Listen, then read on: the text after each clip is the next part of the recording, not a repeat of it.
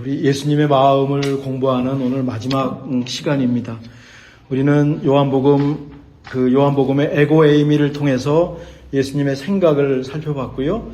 또 복음서의 몇 가지 사건을 통해서 예수님의 마음을 짐작해 보았습니다.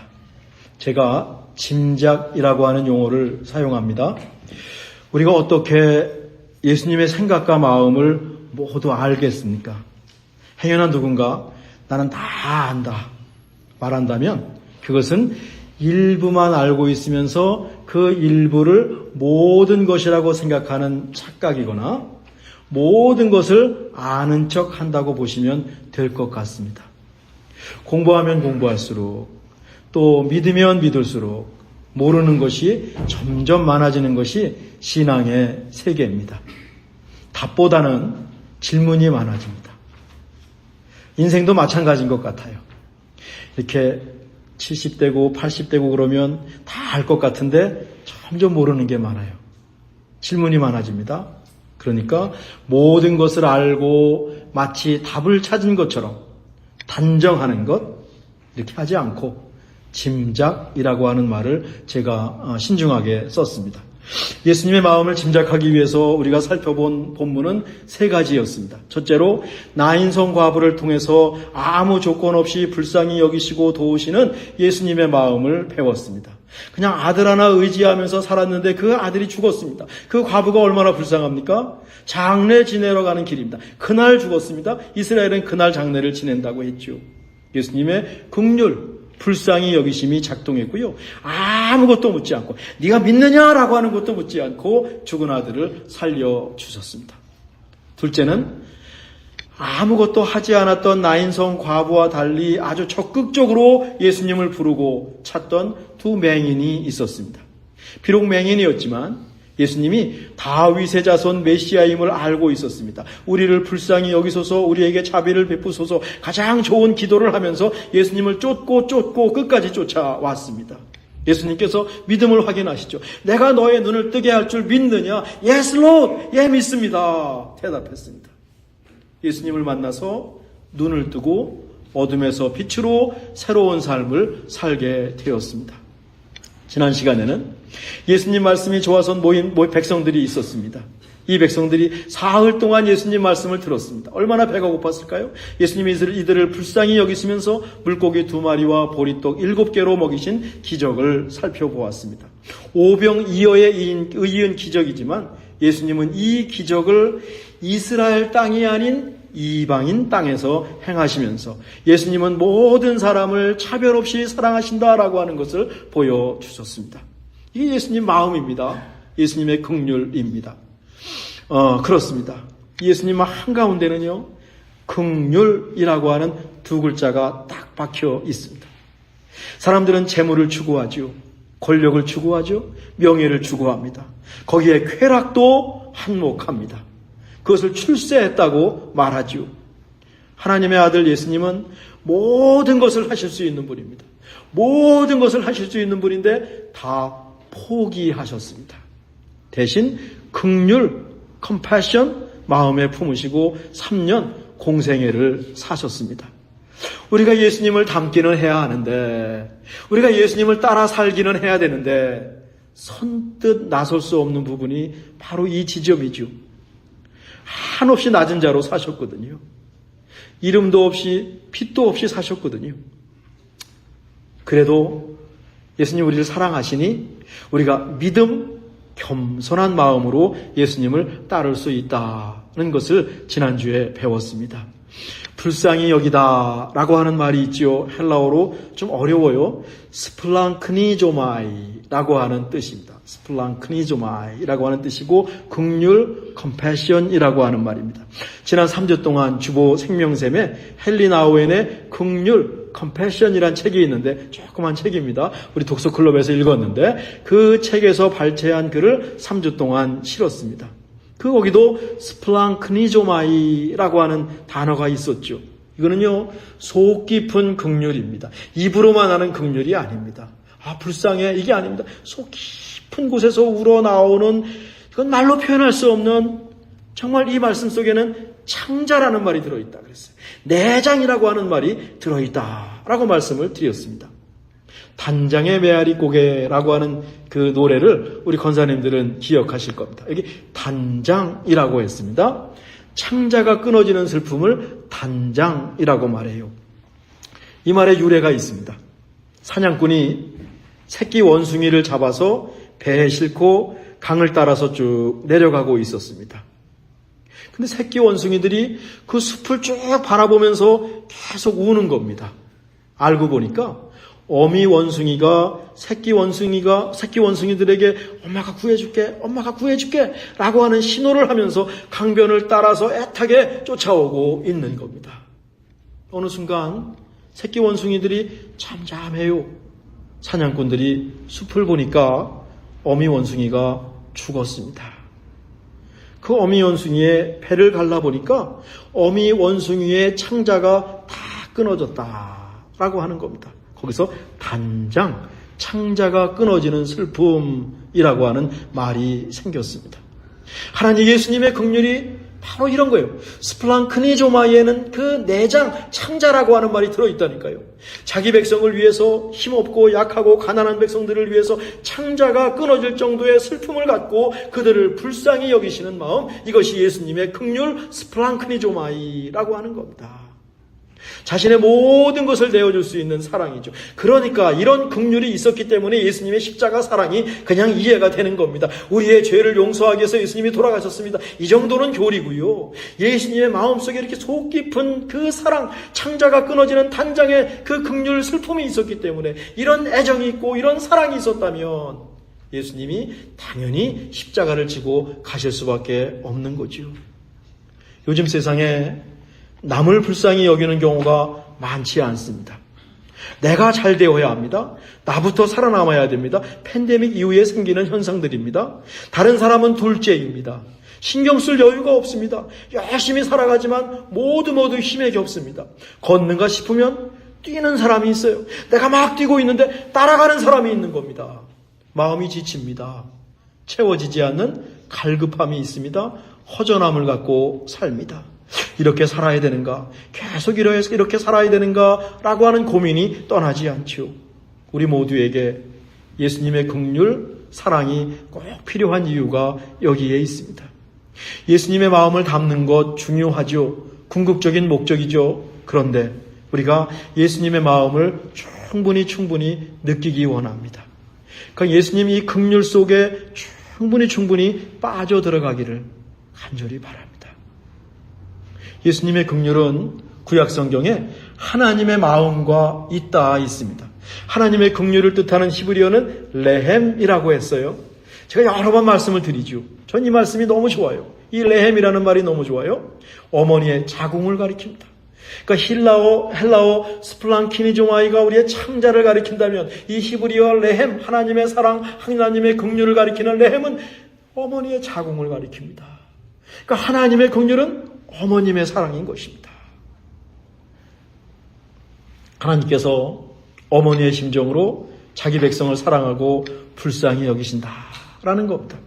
가끔 이상한 엄마들이 보도되기 때문에, 그런데 대부분의 엄마는, 많은 엄마들은, 우리 찬빛교회 식구들 엄마들은 자식을 위해서 모든 것을 희생하셨고 자식을 위해서 모든 것을 희생하십니다.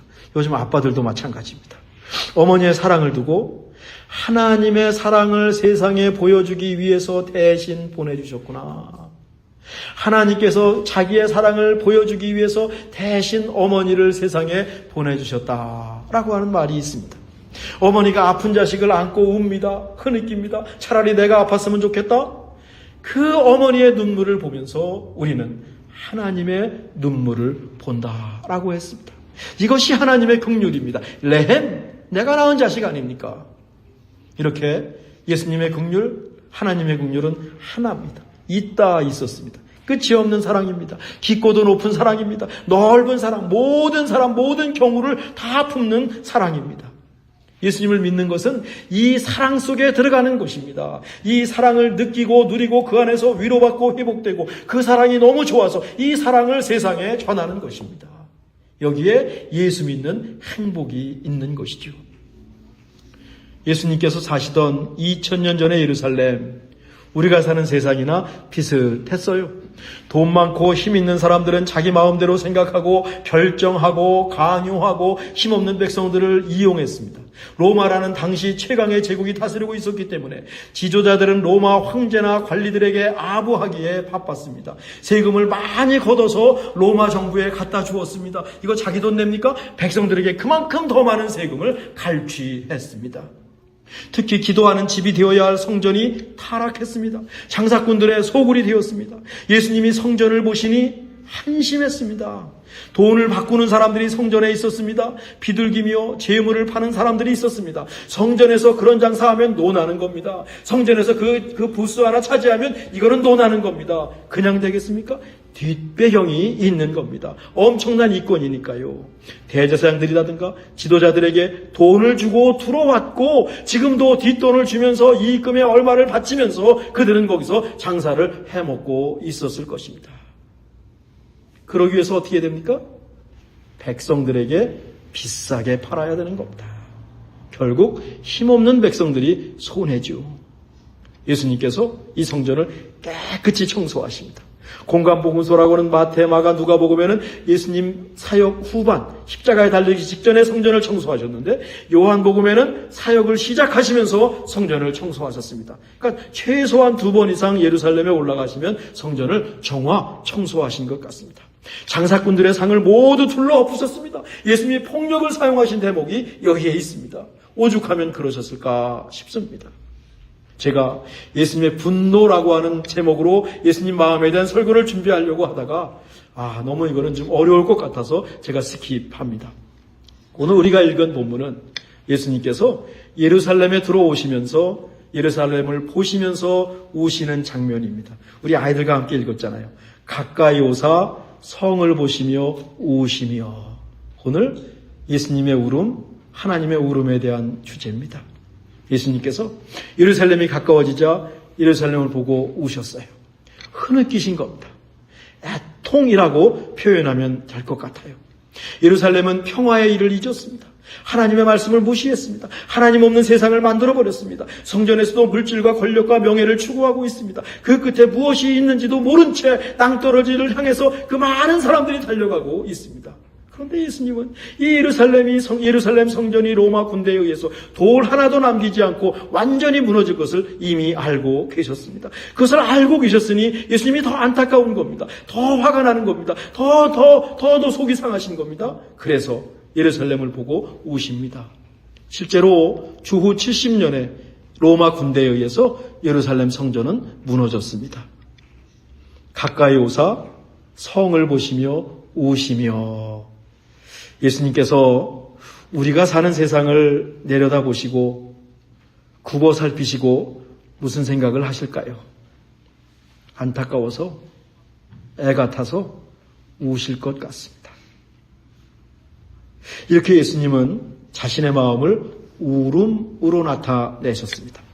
예루살렘을 보고 우신 것이 안타까운 울음이었다면 지난번 에고 에이미에서 그 예수님의 울음, 나사로를 살리러 가면서 우신 울음은 그 함께 우는 자와 함께 우신 예수님의 긍휼하심이었습니다. 나사로를 살리러 가는데 마르다가 웁니다. 마리아가 옵니다. 사람들이 흐느낍니다. 예수님이 같이 우셨습니다. 조금만 있으면 나사로 살리실 것인데 예수님은 그 순간에 슬퍼하는 사람과 함께 슬퍼하셨고 우는 자와 함께 우셨습니다. 예수님 울음입니다. 멋진 울음이죠. 나이가 들면서 눈물이 많아집니다. 드라마를 보면서도 울고요. 요즘은 뉴스를 보면서 울컥하고 웁니다. 조바심이 납니다. 제가 할 수 있는 것이 하나도 없기에 그저 울음이 납니다. 안타까워서 웁니다. 속상해서 웁니다. 마음은 있지만 도울 힘이 없어서 웁니다. 또 우리 가운데 특별히 잘 우시는 분들이 계시죠. 괜찮습니다. 예수님도 우셨습니다. 마음이 예수님이 참 곱고 여리셨어요. 우리가 울고 있을 때 우리 예수님도 분명히 옆에서 함께 울고 계실 겁니다. 예수님께서 십자가에 죽기 직전 겟세마네에서 기도하십니다. 이 잔을 내게서 치워달라고 간구하셨습니다. 오죽하면 그런 기도를 하셨을까요? 예수님은 그 길을, 십자가의 길을 가야 함을 잘 알고 계셨습니다. 그런데 막상 닥치니까 힘드신 겁니다. 예수님의 약한 모습이네요. 왠지 공감이 가지 않습니까?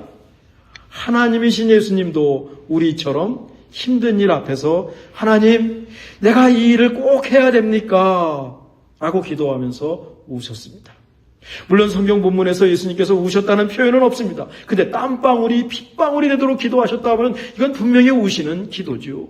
끝에는 내 뜻대로 마시고 아버지 원대로 하옵소서라고 기도하십니다. 이런 기도가 나오기까지 예수님은 겟세마네에서 무릎 꿇으시고 울고 애통하시고 아주 슬피 기도하셨을 겁니다. 그런데 와보니 제자들은 잠을 자고 있습니다. 잠자는 제자들을 보고 예수님은 또 속으로 우셨을 겁니다. 이것이 스플랑크니조마이, 예수님의 긍휼, 예수님의 마음, 레헴, 하나님의 마음입니다. 하나님은 어떠셨을까요? 성경에 하나님이 우셨다는 표현은 없습니다. 그런데 속이 상한 적은 굉장히 많으세요.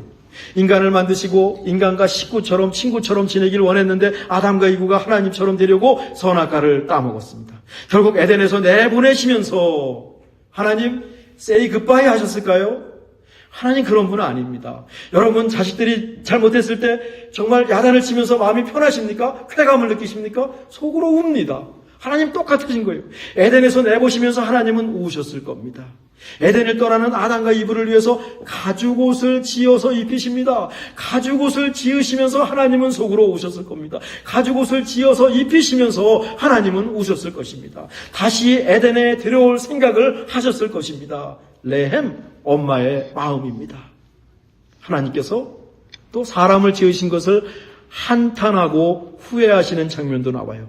창세기 6장 5절과 6절인데 여호와께서 사람의 죄악이 세상에 가득함과 그의 마음으로 생각하는 모든 계획이 항상 악할 뿐임을 보시고 땅 위에 사람 지으셨음을 한탄하사 마음에 근심하시고, 이게 한탄하신 것은 후회하셨다라고 하는 것이요, 근심하셨다라고 하는 것은 슬퍼하셨다라고 하는 겁니다. 이 두 가지 뜻을 합치면 하나님의 울음을 충분히 짐작할 수 있습니다.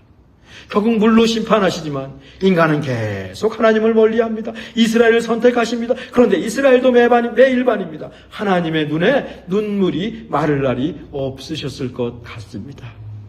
선지자를 보내셔서 백성들을 깨우치십니다. 어떻게든지 백성들을 품으시려고 애를 쓰지만 백성들은 하나님의 손길을 뿌리쳤습니다. 눈물의 선지자라고 불리는 예레미야가 있습니다. 저는 예레미야서를 읽으면서 하나님의 마음을 많이 느낍니다. 예수님의 마음을 많이 느낍니다. 하나님께 돌아오지 않고 고집을 부리고 자기 마음대로 살아가는 예루살렘 백성을 보면서 예레미야 선지자가 울어요.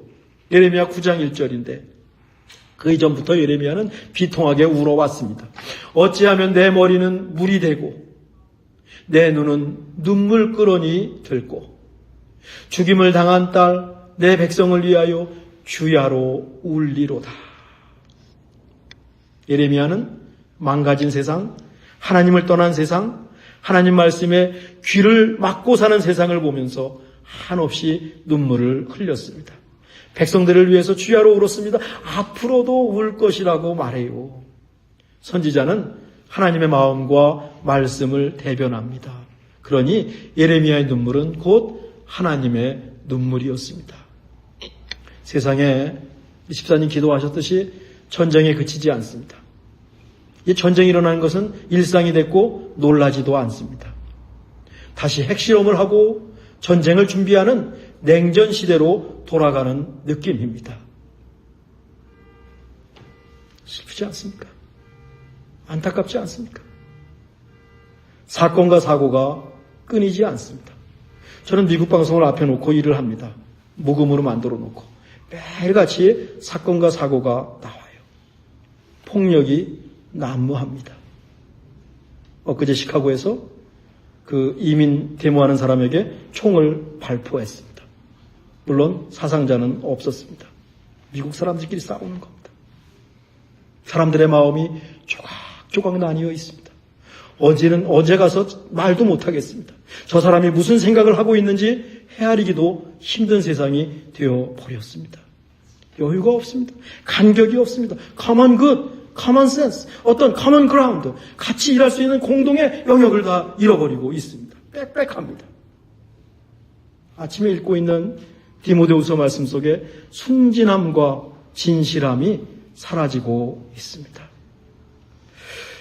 슬픈 일이 많고 세상이 혼란할 때 비가 내리면 저는 하나님이 울고 계시구나. 그 비를 보면서 하나님의 눈물을 생각해요. 저도 개인적으로 힘들 때 비가 내리면 하나님 나를 위해서 나와 함께 울고 계시구나. 아마 요즘 세상을 보시면서 예수님 많이 우실 것 같아요. 우리 하나님 많이 우실 것 같아요. 하나님의 눈물을 그치게 하는 것은 없을까요? 우리가 할 수 있는 일은 없을까요? 적어도 하나님의 슬픔에 예수님의 울음에 동참하고 싶습니다. 말도 못하고 속으로 울고 겉으로 한없이 눈물을 흘리는 이웃들과 함께 울고 싶습니다. 도울 힘은 없어도 나 몰라라 하지 않고 너희 공부하지 않아서 그래, 일 열심히 하지 않아서 그래 라고 말하지 않고 그들의 마음을 함께 느끼고 싶습니다. 우리 삶도 쉽지 않습니다. 쉬운 삶은 없습니다. 저절로 눈물이 주르륵 흐를 때도 많지요. 섭섭해서 울고 진짜 슬퍼서 울고 몸이 아프셔서 또 우시고 그때 그냥 많이 우십시오. 힘들 때 그냥 우십시오. 부모님을 생각하면서 울고 자녀를 생각하면서 울고 이웃을 생각하면서 울고 세상을 보면서 우십시오. 일이 힘들 때 울고 마음이 답답하고 길이 막힐 때도 울고 속이 상할 때 그냥 우십시오. 하나님도 우셨고 예수님도 우셨습니다. 우리 주님도 우리 옆에서 함께 우실 겁니다. 그리고 눈물을 닦아주시고 힘을 주실 겁니다. 기도하겠습니다. 하나님, 마음 깊은 곳에서 우리를 사랑하시고 우리에게 마음을 주시니 너무너무 고맙습니다. 주님의 긍휼을 느끼고 그 사랑으로 위로받고 힘을 얻게 하옵소서. 우리도 세상의 어려운 이웃과 함께 울고 작은 것이라도 도움이 되게 하옵소서. 예수님의 이름으로 기도하옵나이다.